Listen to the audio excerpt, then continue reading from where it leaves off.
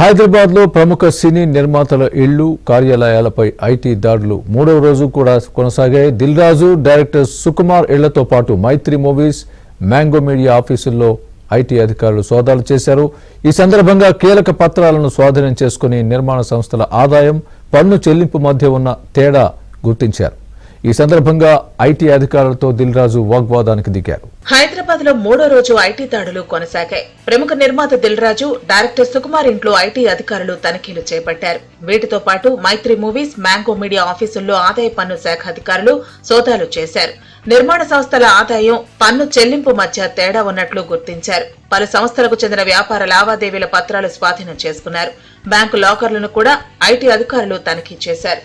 సినీ నిర్మాత దిల్ రాజు నివాసంలో ఆదాయ పన్ను శాఖ ఉన్నతాధికారులు సోదాలు చేసి డాక్యుమెంట్లను తనిఖీ చేశారు. ఈ సమయంలో మహిళా ఉన్నతాధికారితో దిల్ రాజు వాదనకు దిగారు. దీంతో ఆ మహిళా అధికారి ప్రతిస్పందించగా దిల్ రాజు సీరియస్ గా అక్కడి నుంచి వెళ్లిపోయారు. దిల్ రాజు తల్లి అనారోగ్యంతో ఉండగా ఆమెను ఆసుపత్రికి తరలించారు కుటుంబ సభ్యులు.